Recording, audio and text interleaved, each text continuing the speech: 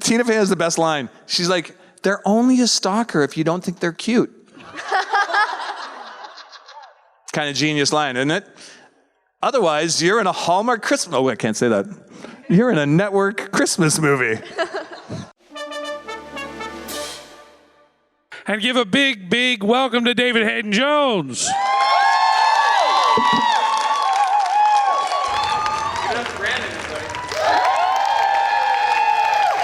So, hi.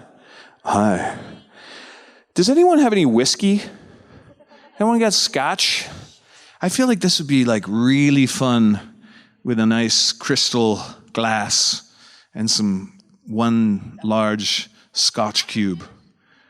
Apple juice, come on, don't patronize me. I didn't think I'd be in. I want the hard stuff right now. That's what I need. Hi there, I'm David Haydn-Jones, and I played a role called Mahmar on a show called Mimu. Maybe you've heard of it. As we do this like kind of fun little song and dance. We had a very interesting, it sort of grew. It sort of grew slowly but surely yesterday, and I understand that, how's everyone doing at the back there? Good? Feeling your seats? Because they're all number assigned seats, right? That's why we can't bring you all down to the first 7 rows. Okay, I'm not going to be you're in the front. Well, look at you talk. You're like, yeah, it's great. Bring them all down. You're like, you got front row seats, VIP. What are you talking about? I am not going to taunt my master, Casey, because he runs such a good event. Is everyone having fun, at least? Good chats? A little bit of drinking? I talked to Rob. He said the concert was just amazing last night. He was also guest starring with Pink, apparently. Yes. How cool is that? I told him he should have tried to cover a song that Pink was doing at the same time, because that would have been epic. He could have put that on his resume. But the sunset was coming down, right? And the breeze on that beautiful rooftop. Amazing. As I said yesterday, I think I have a dare that's going to happen today. Who was here at the panel yesterday? How many people? Oh, great. Perfect. So I'll explain what the challenge was yesterday. A lovely human, Sapphire, was it? Yeah. Who is apparently making everyone wear the black angel wings. We're not going to go right away. Maybe we'll just, when there's the inevitable lull in the middle of the panel. The challenge was, could I wear the wings on my head? With my giant, she wears them on her body.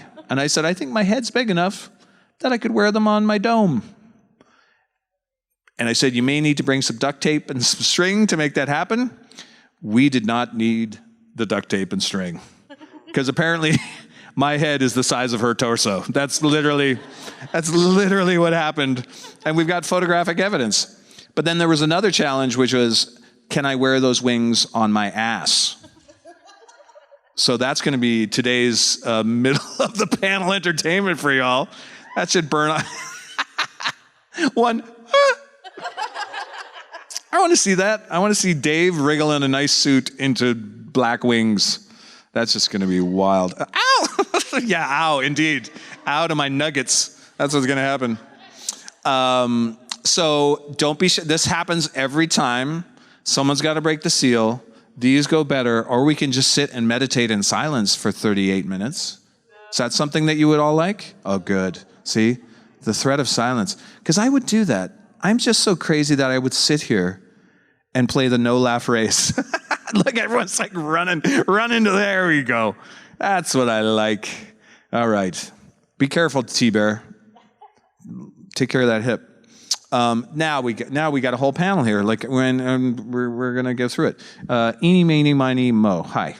Hi. We were talking a bit yesterday about the gardening thing and the vermicular composting. Yes, say it with me. Compost.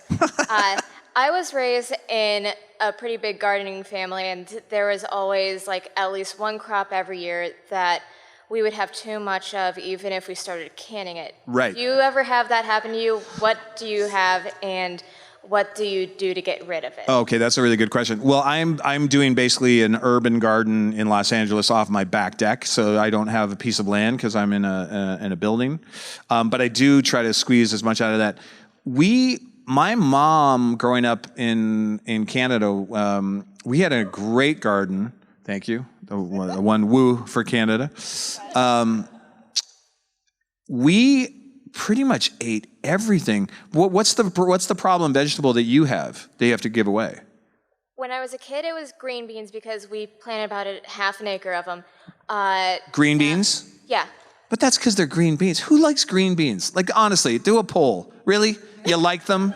You enjoy them, or you suffer through them? I enjoy it. But Green beans. I'm not a big legume guy, I realized. I did one of those elimination diets. Me and legumes. Fuck them. That's what I say. I'm going to come right out and say it. I'm going to be very political. Like Dave on Twitter. Dave shamed legumes and the whole bean family. Dangerous. But I'm from a rural area out west, or a bit out east of here. Yeah. And the problem crop for everybody else is zucchini. Oh. Another terrible nightshade. F zucchini is what I say. Just because there's some kid. Oh, I saw. No, someone said, "Oh." So I'm like, zucchinis are my favorite. Now, on the other side of things, I love a great pickle because I love vinegar. Vinegar makes everything better. Maybe even that filthy devil's turd, green beans. That's what I call them. Yeah, I said it. I said it out loud. But yeah, zucchini. Like, here's the other thing. You want some? See, these are more personal. You can't ask about the show.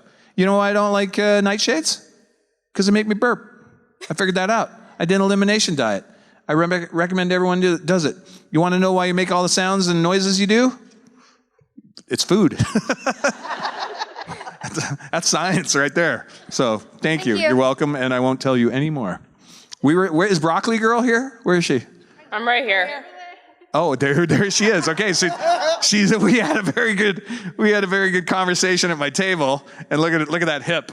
Like it's loaded for bear. Okay, don't look at me that way. I gave you your superpower, which we're going to find out in a minute. Oh God. Hi. Hi. Tell us about your flatulence. Sometimes, that's all. I noticed that you are wearing mismatched socks. I am. Is that only because of the flamingo thing, or do you do that often? Because I do not match my socks ever. Nice. So I'm always looking for other people who do not match their socks. Thank you. Thanks for noticing. You're welcome. It is because I got the double dip flamingo sock gift yesterday. Yeah. So I didn't want to exclude any flamingo gift. But also, my daughter started doing it when she was 2. Like, consciously. She was like, I was like, baby, you got mismatched socks. She's like, that's the way I like it. Exactly. And then I was like, yeah. I was already up in my sock game. And I was like, I have so many beautiful socks from around the world right now. And someone actually from yesterday's panel was so nice, brought me Minecraft socks. And I'm so excited to share them with my daughter because she's going to freak out. Thank you. That was Sapphire, the wings. So I'm super excited. Thank you again. So yes, they are mismatched on purpose because I'm missing my daughter a little bit right now, and I get to do the homage, and I get to send a double flamingo love to the audience. So win, win, win. Okay. Thank you. Thank you. All right, Sir Farts-a-Lot, go. So I did have to have some help because you already answered the question I was going to ask you. Oh no, what was the question? It was, what would you do with broccoli? Like, what would you make? And you're just like, don't steam it in a microwave. Don't. Do people know this? Who eats broccoli here? I love broccoli. Do you love broccoli? Broccoli is amazing. Did you know this? Fun fact. Did you know that broccoli is actually a flower?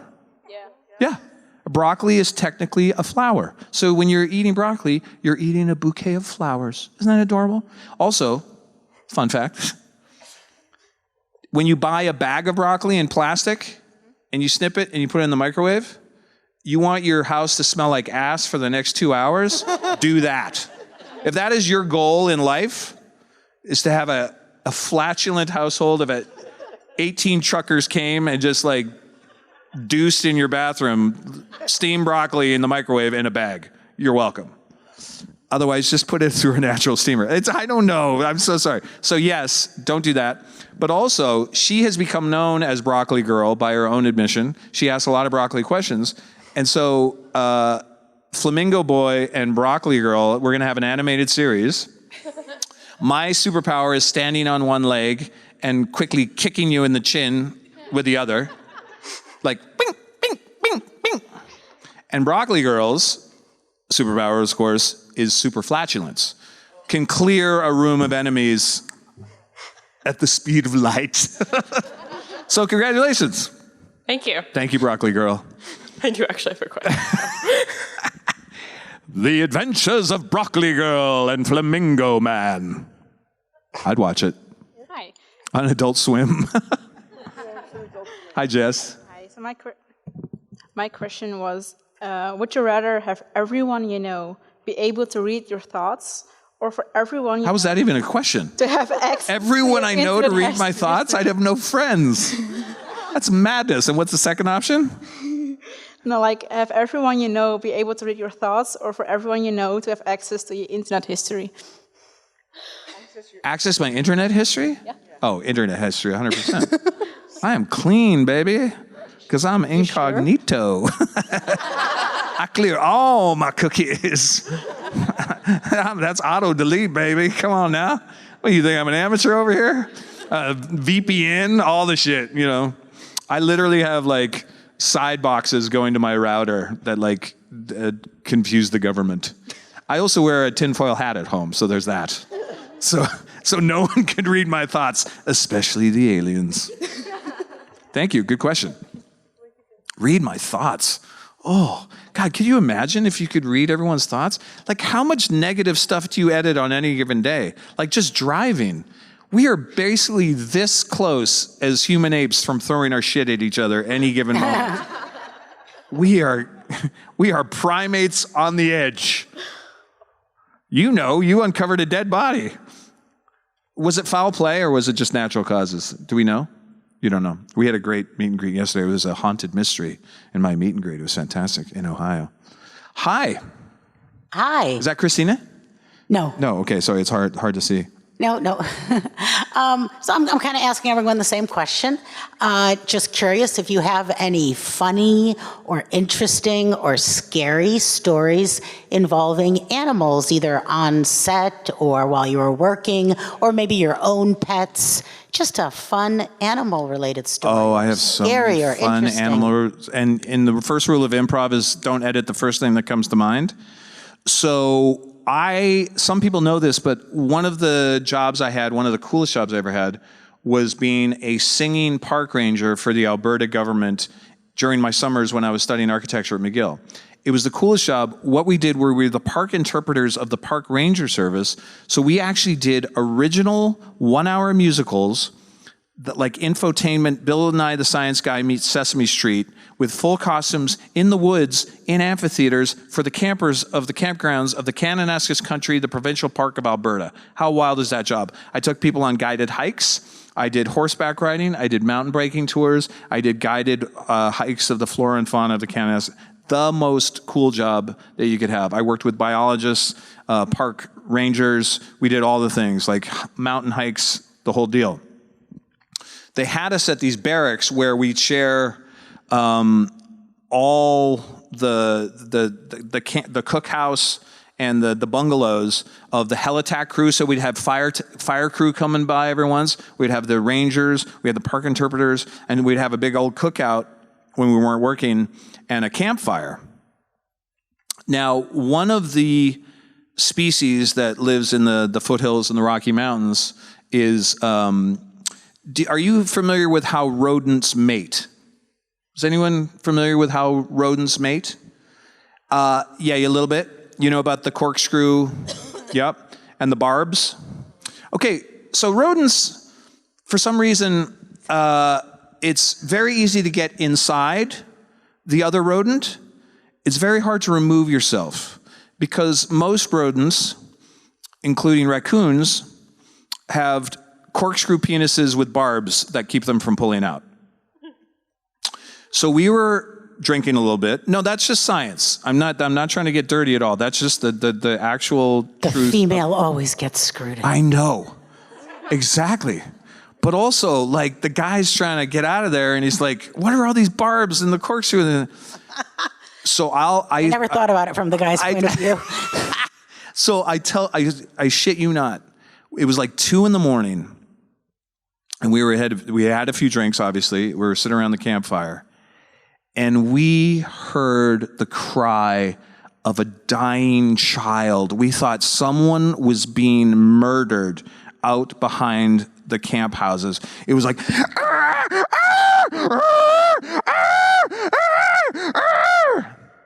and we were fucking terrified. Except one guy, our lead biologist. And we're like, what is that? Raccoons fucking. And it was the whole, he was like, that's the whole process. He's trying to get out of there, and the woman is screaming bloody murder. So that is my crazy, scariest, funniest, most educational animal story. So I'm sure you've heard cats fornicating before in the street. That's wild. That's a wild train wreck too. But yeah, I've never heard a sound in nature more scary than the fornication of rodents. So I apologize, or you're welcome. No. You decide for yourselves, everybody. I actually thought it would be a story about a pet you have, but that was a story. Thanks. That was wild. Thank you. Now we all learned something too, didn't we? Look at it. It's called Dave's Handy Hints. Broccoli, rodent mating, it's all good. More G's, don't forget those. Hi. Hi, all right, so you've already said you've been dubbed Flamingo Boy. It made me wonder here now, too. Oh, boy. If you could play any superhero or even a supervillain, who would you be? Ooh, that's a great.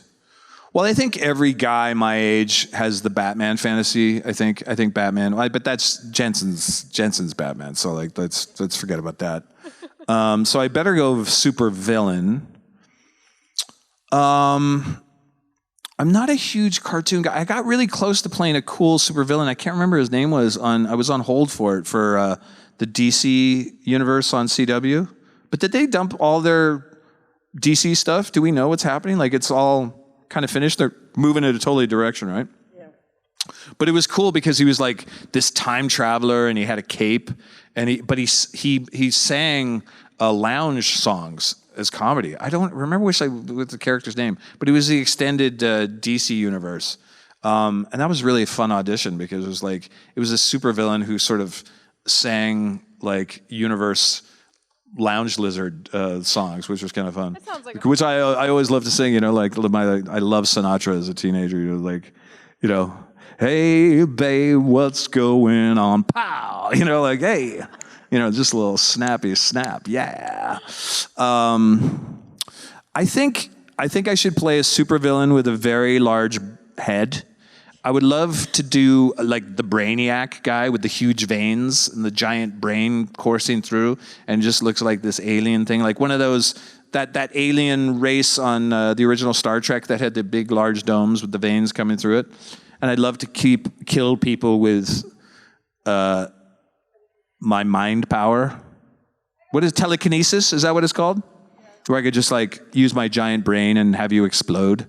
That'd be awesome. And then I would love to have like colorful contact lenses, which I heard are terrible, by the way. Terrible. Have you heard those stories from people? Like that is probably the most miserable thing they do to actors on sets is make them wear those monster contact lenses.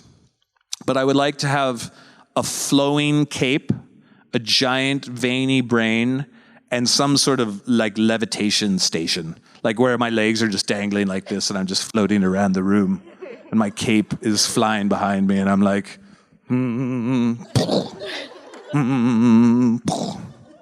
I eat figs and broccoli. I don't know. All right. Thank you. Thank you. That's my supervillain. I'll give him a name later. Hi. Hi. What's one strong belief you have that is completely unimportant in the grand scheme of things? Wow, what a cool philosophical question. What is one strong belief that should not matter? Like, I feel so passionately about it, but it doesn't matter at all. I don't know, I did a pretty hard line on squash. Gosh, that's so interesting. This is going to get a little philosophical. I apologize, folks, but I'm sure I have a glib answer to that, but I actually really try hard not to be dogmatic. I studied science. I like the scientific method. I don't like blind ideology. And I don't like making a stand on something just for the sake of making a stand. And in fact, I love it when people change my mind. Like when I argue, like people fight about the stupidest stuff. You know how that fight, if you've ever, who here is in a relationship and they live with their partner at home, right? And you know that fight about the dishwasher or whatever it is, the dishes? And you know how often that fight isn't actually about the dishes? It's about that other fight. But you're fighting about the dishes because you don't actually want to talk about that. And it's usually couples will have that one fight that they always fight about, but it just gets manifested into other stuff. You know that fight? And I love that movie, The Breakup. There's that hilarious line where Vince Vaughn and Jennifer Aniston are having that argument in the kitchen. And she goes to him. It's such a great couple line because I think every couple can relate to it. She's like, I just want you to want to do the dishes. And he's like, why would I want to do the dishes? And it's just so perfect because it's just like that projection of I need you to believe or change your behavior because I hold this thing to be true. And in the relationships that I've been working on in my life, it's kind of funny because I learned them from my daughter in a weird way, like where your kids start to teach you if you're open to them. And I'm sure you've heard this phrase now. It's kind of going about it, but it was like, I heard these two phrases that she brought to me from like first grade. And because we were talking about food, like taste preferences, like you can like something and the other person doesn't have it like, and there's no argument there. You don't have to like what I like. It's taste. It's like why would you argue about how something tastes? You like that thing. I don't like that. We don't have to have a fight over legumes, right? You enjoy your legumes. Great. Have at it. But she taught me this phrase, and I'm sure a lot of you know it, but like it was novel to me. But it was such a profound philosophical lesson that you can take with you. And I said, oh, baby, you're not eating that, are you? Like, that's kind of gross. She's like, Daddy, don't yuck on my yum. How good is that? Yeah. I got a little chill just thinking about it because it just expanded my brain so big about, and especially like the acceptance in this family as well, like sort of the journey that we're all kind of doing. Like you do you, come in, you're accepted as long as you're not harming anyone else, freedom, acknowledgement, but don't yuck on my yum. 4 months later, another phrase that came from, it wasn't my daughter, but like an older kid said, don't should on me. Have you heard that phrase? Don't should on me. Have you ever watched in your language when you're talking to someone, you know what you should do? Or you get it and you're like, what should I do actually? Yeah, I'm so glad that you're telling me how I should live my life. So I actually realized in my life, it's almost becomes a little bit lazy language. Well, what you should do is, and we just say it like that, but if you actually take a moment to pause that, is, no, why am I telling what you should do?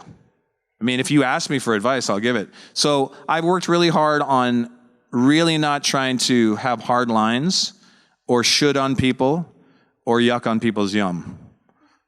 So that's my philosophical answer to that question. Sorry if it's not what you did. But it's like, I can't imagine any minutia that I would have that's really important.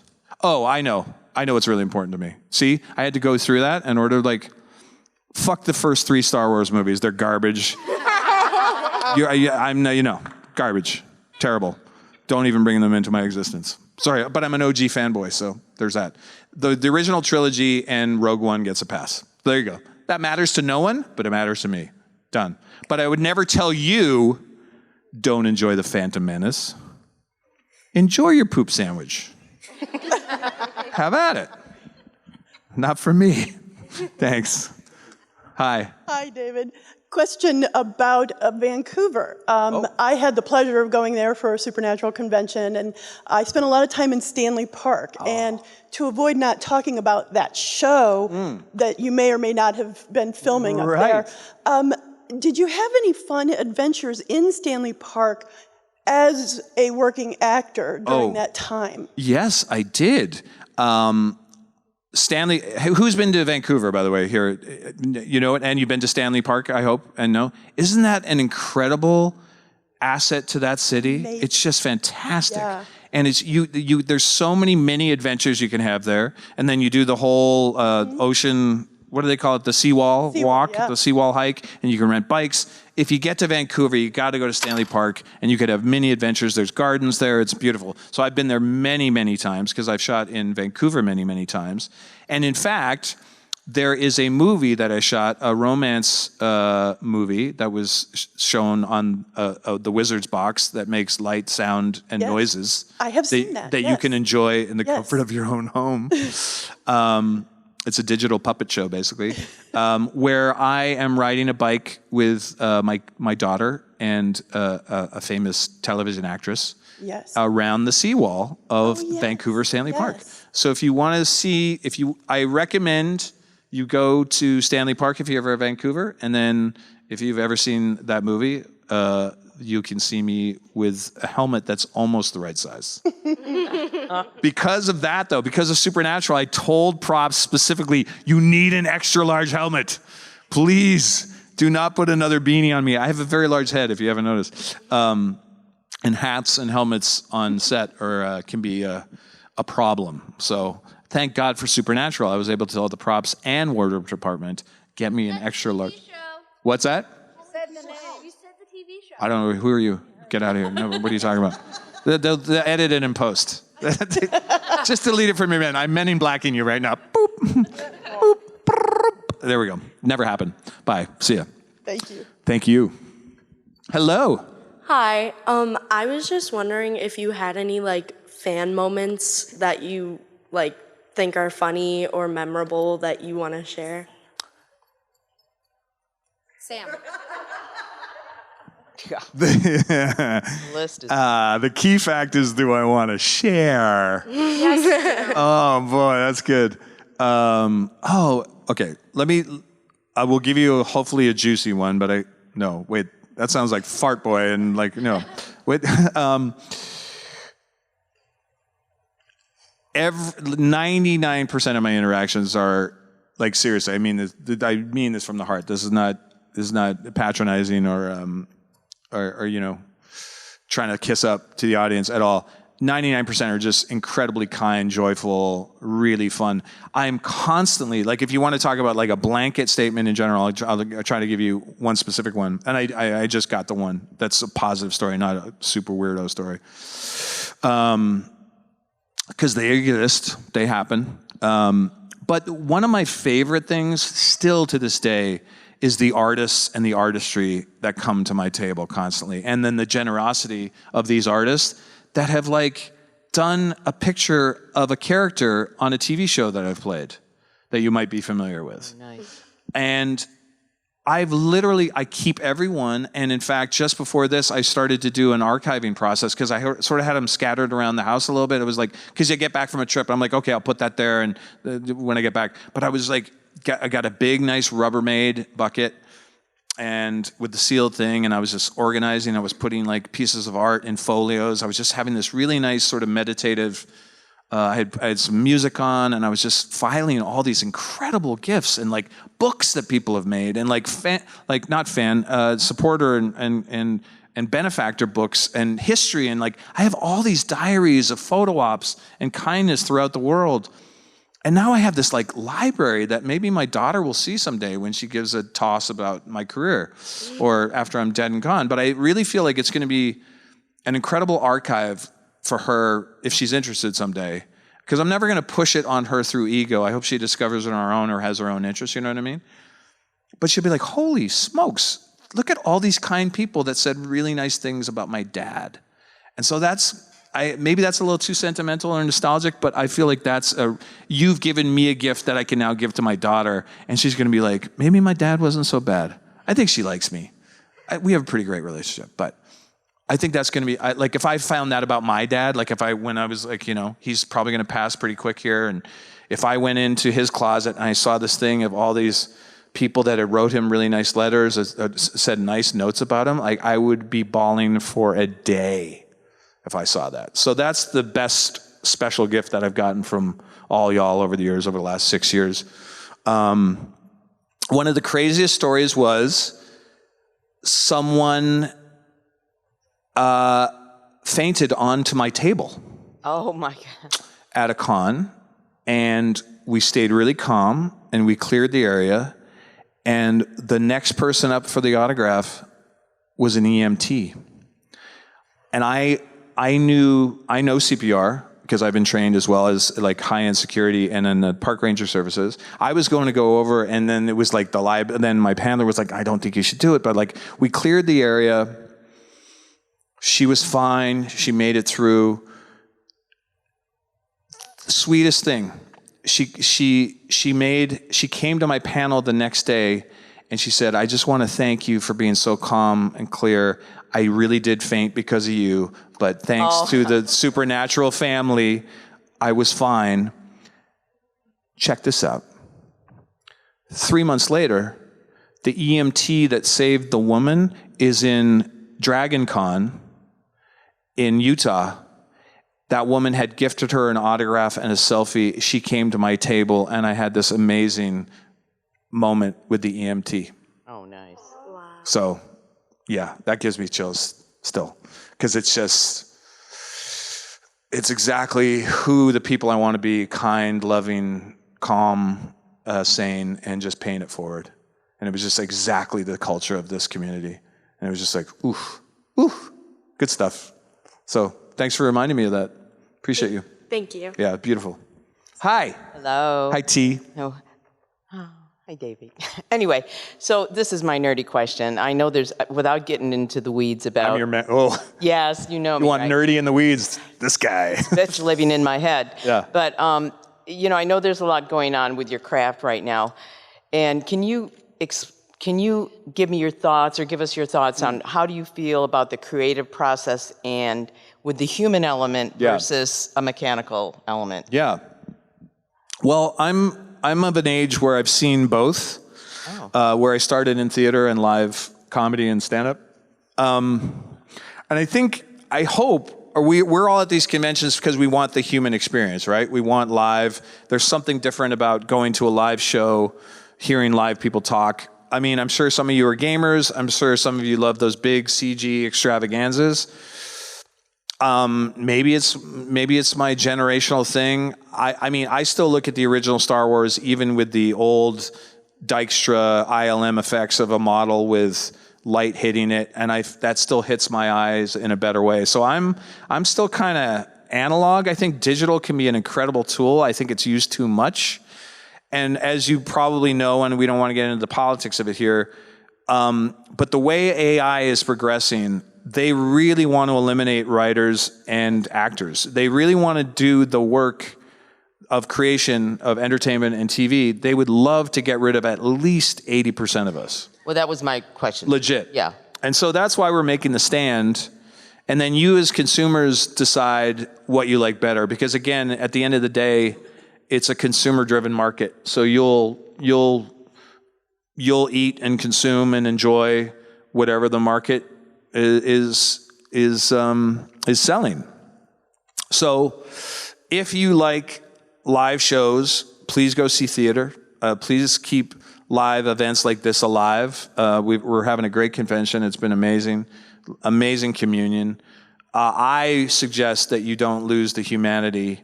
I'm not a Luddite. I think tech can be amazing, but I also, in my own life, I really put limits on my phone. This stuff is made to be addictive and made to suck you in. So just, if you want to in your own life, just find what that balance is, because I certainly am working on that all the time, and certainly am with my daughter. And I think, I'm glad to see that they're taking phones out of the classroom in a lot of places now too, because we know the effects. We know the effects on the brain. We know the effects on the mental health, especially with teenage girls. That science is really hard in the data. And we know how everyone can have if they really check in, knows how much they've been on too much on their phone or too much in digital world, and needs to reset their mental health and their anxiety or whatever. So that's a practice. Everyone, again, you do you, whatever you like. I'm not shitting on you or yucking on your yum, but I think it's an important conversation because this is really brand new technology. So, and I love humans. I'm still a humanist. I know we're tough. I know we're challenging, but I always want to get to the love and kindness and compassion journey because I still believe in our species. There you go. Thank you. There it is. Hi. Hello, fellow Canadian. Hello. How's it going, eh? It's going, eh? Frickin' right, buddy. Just a comment before my question. If you want to talk about broccoli in a microwave, my husband makes homemade pierogies and does a program, like a homemade pierogi, latke, cabbage rolls and stuff. Try putting a cabbage cord in the microwave in your kitchen, and it smells probably a lot worse than boiled broccoli. So cabbage is even worse, is what you're saying? Cabbage is even worse. And how long does it take to get out of the house? Not that long. I feel like the microwave in that case should have its own porta potty outside. Oh, absolutely. Just run a cord, 200%. put some fans on that shit, and go to town. I have the fans going all the time, and there's always a fan in the kitchen as well when it's happening. But for my question, I am actually heading over to Kananaskis in September, and I was wondering, where is your favorite, or what would you recommend? Go all the way down to Little Elbow. Little Elbow? Little Elbow, all the way down the valley. That drive, it's about 25 minutes from Bragg Creek. Okay. And just go right to the end and do some of those large mountain. Are you a hiker? I am a hiker. Yeah, so go all the way down. Perfect. And Little Elbow is, so there's Elbow, Little Elbow Valley, and Peter Lawhead Valley. There's 3 parks. There's Bow Valley, Elbow Valley. Yep. Go to Elbow, go to Bragg Creek's adorable. It's a great little town. And then go right, take the whole road down to Little Elbow. To Little Elbow. And do the hike in the river there. Unbelievable. You want to, whatever your faith is or non-faith, you want to touch the face of creation, just hike one of those mountains, man. If you can't get still and zen on the top of a mountain in Kananaskis country, you can't do it anywhere. I can't help you. Yeah. Wonderful. Thank you very much. Enjoy, please. I will. Go say hi for me, please. I have ketchup chips too if you're missing Oh, you little minx. Hi. Hello. Hello, Jesse. Is this the big moment? Yes, it is. And hi, Stacy Q. Steph, Stacy, I don't know. Susie Q. Okay, so I want to know what your ideal woman is and what your ideal first date is. My ideal woman. That is such a good question. Well, she certainly doesn't like legumes. No, I wouldn't care. That wouldn't be a deal breaker. That is such a good question because I don't, the ideal, this notion of perfection, I think is a trap, especially these days with social media. You know what I mean?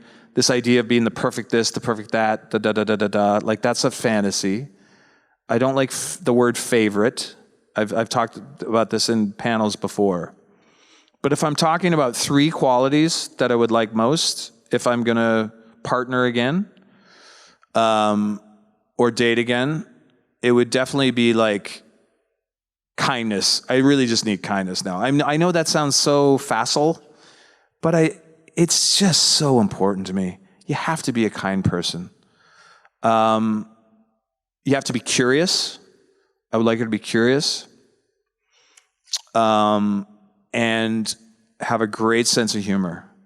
And then the 4th thing is I really believe in animal chemistry, if that makes sense. Do you know, like who's fallen in love in 8 seconds before? You know, we have this term in acting class and in my rom-coms that we do.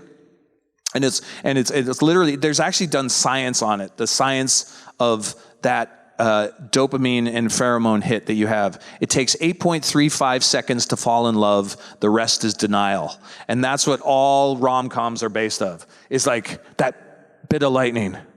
Oh my God, hi Claire. No, I can't for the next 93 minutes. We can't be together. In fact, the universe is conspiring against us to be together. The distance, the fact that you're my daughter's kindergarten teacher, we can't. Let's bake cookies together. But I can't. Let's go shopping for Christmas trees. Wait a second, you're at the Christmas tree farm the same time as I?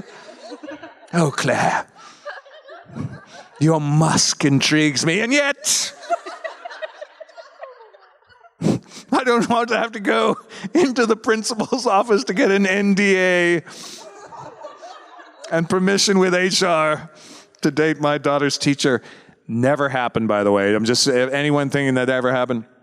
So, sense of humor, pheromones, it has to have that lightning strike. That's very important now.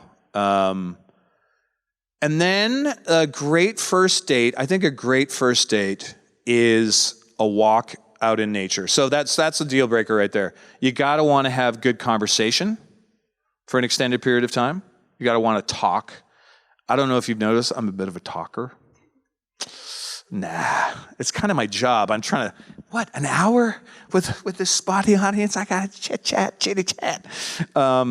So a really nice hike in nature, because that's the other thing too. It's not a glam. It's not that glam. Dinner date should be number 3, I feel like, where you put your glad rags on and have a nice meal together. I think going out into nature for me would be a great first date because you're sort of laid bare. You kind of get sweaty. You kind of get dirty. You can't be that Instagram filter, Snapchat version of yourself, if that makes sense. You know what I mean? You got to get a little dirty, a little sweaty, makeup free, and you got to smell each other and be willing to go get clean, maybe together. I don't know. Is that too soon for the first date? I don't know. Do some... It all depends if you get to hour 3. That's the other thing. You know pretty quick, too, in that first chemistry conversation, whether that's going to lead to another date. You know, right? You know. When you know, you know. But if they're sort of minging and complaining and going, oh, it's too hard, it's too sweaty, I don't know why she's British all of a sudden, but whatever. But she's like, I don't like it. I was like, all right. You smell like spoiled milk, putting you back in the fridge. And by the way, why would I put spoiled milk back in the fridge? That makes no sense. Throw it out. And also, don't make the other person smell it. What is that about? What is that weird human trait of like, oh, that's terrible. You smell it. Misery loves company. I think that's exactly what it is. I was like, but I think it's also checking in with yourself is like, is this as gross as I think it is? And that's the scientific method. You're like, well, I'm only one person in the forest. We need data. Let's do statistics. Who here has an Excel document? Okay, now let's go to the rest of the building. Will you smell this milk, please? It's spoiled. So yeah, so kindness, sense of humor, curiosity, and wants to go have a nice hike out in the woods. Yeah. And you can find me on Tinder at TommyLee69 at tinder.org. I've never been on a dating app, so I'm just making this out of my butthole. Hi, thank you. Great question. Hi. Two thank yous and a question that Alexander Mr. Calvert? copped out on. Conked out? Copped out. Calvert, Al-Cal? Shanked Copped out on it. Okay, well, let's see. So first, thank you for classing up the joint. You look lovely. Why, thank you. I appreciate that. I try to put on the glad rags. Thank you for the lovely compliment to me that somebody had to relay on Friday during karaoke. You apparently said that I murdered my song. In the best way. Like murdered. Corner of the sky. Yes, and well, murdered in the way comedians talk about killing. Yes. Oh, yeah, okay, just to make sure you, not like, wow, you obliterated that piece of music and it'll never live again. Not that. Okay, just the ironic version. I understood the compliment. Good. So Excellent. thank you. Well done. And the question that Alexander copped out on Oh boy, was, here we go. what would you like us to ask you? And what is the answer to that question? Oh, gosh. There's so many questions. I love all the questions. I'm a curious person. What would you like to ask me, and what is the answer? God, I could get so glib with this. That's what I was hoping my for. My brain is going dirty and glib. It's so easy, though. I've done so much flatulence. I have not done horsecock humor, so we're not going to stay away from that realm. Like, what? What was, we've done raccoon fornicating, like, what was Dave's panel like? This is, like, terrible. This has been a disaster. Some sweet moments of my children. What would you like to ask me? Oh, you know what? Do I believe in Sasquatch? No one's ever asked me that. Bigfoot, Sasquatch. Gigantopithecus. I really want to believe, and I know I lived in primarily Native Canadian populations in very northern Canada, and for them it's not a belief system, it's actually a fact. So I want someone to ask me if I could go on a squatching expedition. You ever see those on Discovery Channel or TLC? The Squatchers? I want to go squatching. I want to do a 3-month expedition in the Pacific Northwest and look for Sasquatch. And I want you to ask me to go with you. And I would like to say yes. There you go. So if there's any squatchers out there that don't eat legumes and hate the first Star Wars trilogy, I'm your guy. Let's go for a romantic walk in the woods. I think I just added a new must-have on my Tinder profile. Must love squatching. That sounds dirty. Do you want to squatch with me? What? Is that a... Thank you. Don't Google squatching. Don't do it. Ladies squatching in the woods.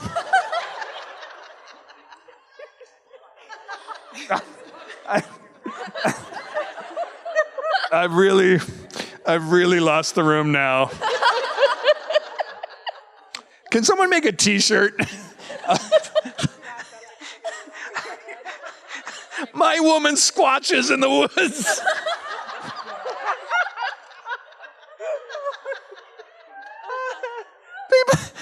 I'm sorry, sometimes they're only for you. Sometimes your jokes have to be just for you. And that's, that's okay. We got to love ourselves first, folks. Someone asked me yesterday what they want my legacy to be. And I think this panel is it. I think this panel is it. And the 90 or so people that have been, there are therapists outdoors, by the way. They're waiting outside with tables, informational pamphlets, how to deal with trauma, how to not yuck on people's yums, don't shit on people, nightshade factoids. Oh, God damn. I would love to meet a woman who squatches in the woods. I didn't know I knew that till now. I just found my dream woman in my head. Okay, hi. Sorry. Thank you. I had a moment. Can you hear me well? I don't know if it's okay. Better. I have two things. I have a joke for you, and then Great. I have a question. I love jokes. Okay, so why did the frog take the bus to work this morning? Why did the frog take the bus to work this morning? Obviously, because it didn't have its driver's license. His car got towed. Oh. Ooh, I like a good homonym joke. And then I would like to know what your go-to joke is. Oh, this was fun. I have a lot of good. I got two jokes for you. Okay. And I've told this before at panels, but this is my super dad, giant heart, super dad jokes that is so important to me because my daughter told it to me and made it up when she was 3. Some of you heard it before, but some of you haven't. So my daughter loves comedy. I don't know where she gets it from, but she was really into joke books at around 2.5, 3 when she really started to read. So I was like, oh, you love jokes. She loved puns and homonyms. She loves wordplay. So I got her a joke book. It was like jokes for 3-year-olds. I got on Amazon because she was really into it. And she would just sit on the couch and read me jokes. So she was practicing her reading and speaking out loud and telling me these really bad, awesome jokes. But it was so adorable. I loved it. I'd be doing household chores and she'd be like, Daddy, I'm just going to read you jokes on the couch. And I was like, you're perfect. You're perfect. so she did that, and then we started and then she got another joke book for Christmas, and she went with her grandma and grandpa to this then she got into the dinosaur phase, and she got into all the dinosaur names, like kids go through that dinosaur phase in general. So she came back, and then does anyone remember the books Fancy Nancy? Yes. The Adventures of Fancy Nancy, and it was all about really cool words. She would use Fancy Nancy words. So then my daughter got into really fancy words. She liked and her new fancy word was, after the dinosaur show, was paleontologist. So you know how when kids just practice their new favorite word, they'll just be like, paleontologist, paleontologist, paleontologist. 3 weeks later, she goes to the dentist, and even though kids, the dentist says, well, just start with flossers with them. They don't really need flossing, but just get them on the habit. Just put them between the teeth, get them comfortable with flossing. Long story short, there's a big payoff, I promise you, especially for my heart. She's at the breakfast table, serving her eggs, and she just, out of nowhere, she goes, Daddy, how do paleontologists clean their teeth? I was like, I don't know, baby, how? She goes, by fossiling. That's amazing. Come on, that's solid synthesis of a joke. It still gives me chills. She put the two together, and my little comedy brain was amazing. So I was like, that's some dad joke pride right there for legit. I was like, that's a solid joke, you 3.5-year-old. Good job with your fancy Nancy words. The second joke I learned yesterday, I don't know if a lot of you were here yesterday about the pickup lines. And so this young woman came up and said, I got a few extra for you. So if I'm going to try to remember it, she goes, it was hi, do you work for UPS?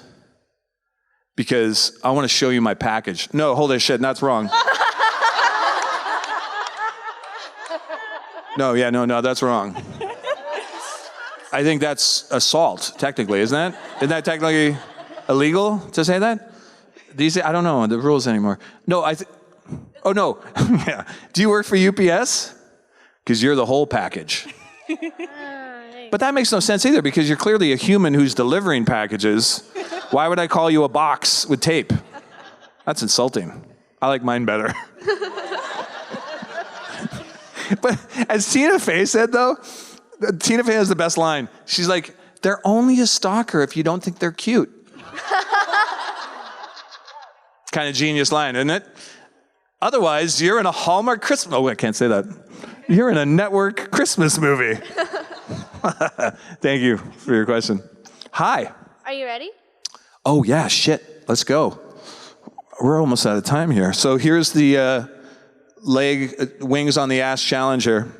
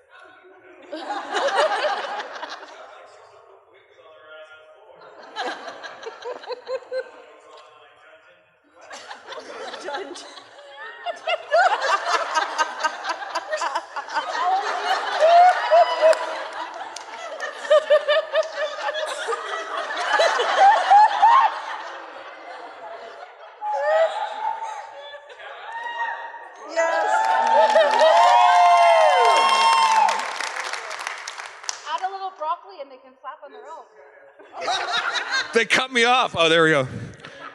Yeah, seriously, this panel will be on my epitaph. One of the worst panels ever. Oh my God, they were like, that guy played, what's his face on that, what's that show? Thank you. Thank you, Sapphire. I hope I didn't damage your wings or soil them. Just a little Lysol. Good to go. Hose them down. Is this panel not? Where is Brandon? Okay. One more. Perfect. I was going to say we have time for one more, but you were having too much fun. Ooh, okay. Save me, my God. Was that like 90 minutes of nothingness? Whew. You know what? I'll just one more thing before I take your question. What you saw today is the benefits of talk therapy.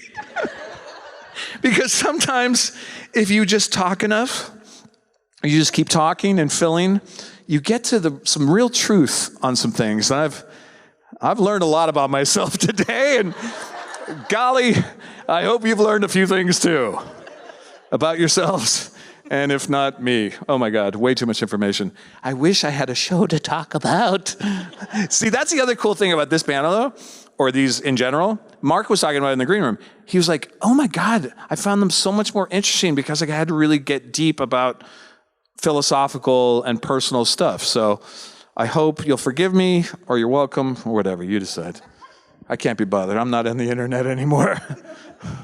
Hi. Hello, I'm only here because you forced me here. Oh, that's right. Well done. So David, where's David? There you go, buddy. Thank you for shaming her into getting on the mic. Well done. The right kind of peer pressure.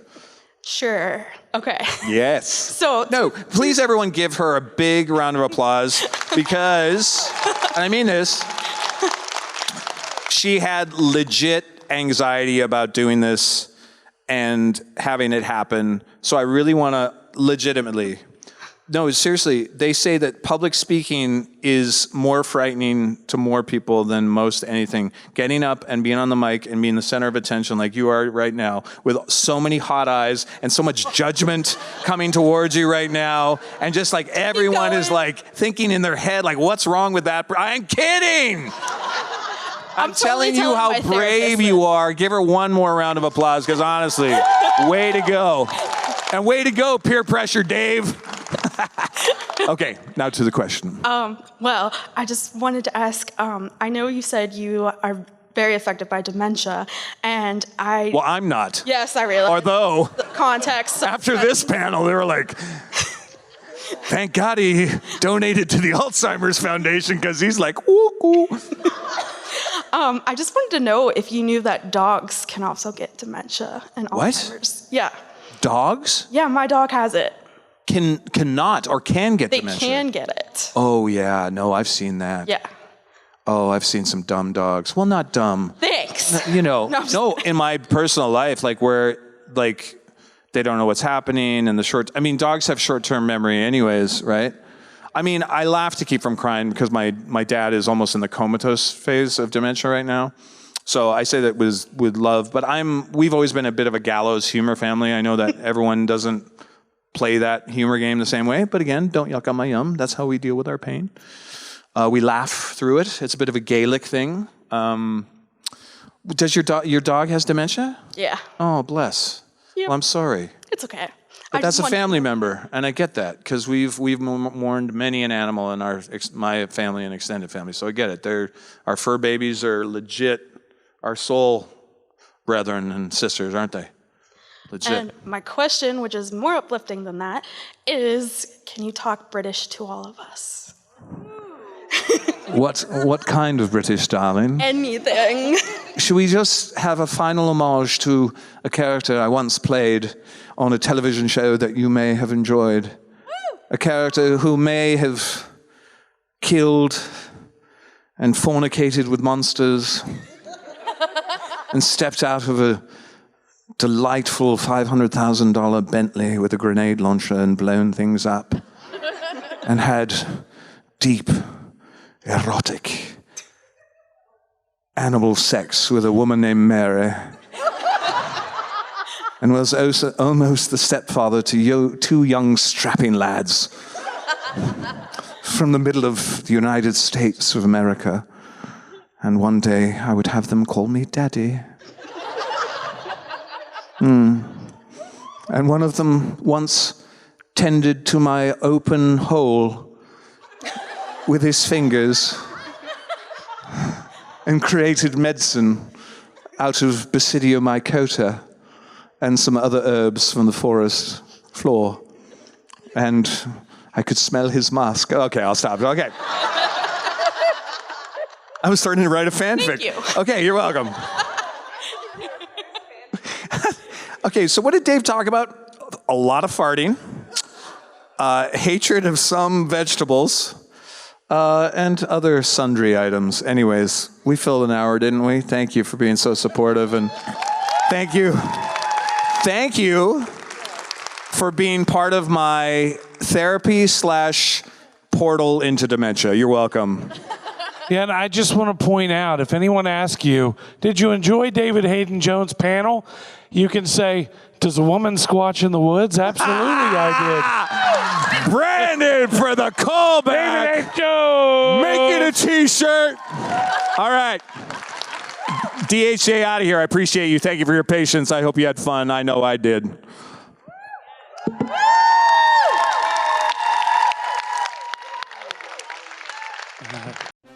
Hi, this is Aaron Ashmore, and you are watching Fandom Spotlight. Be sure to like, share, and subscribe like now. Oh, and have fun and follow your fandom.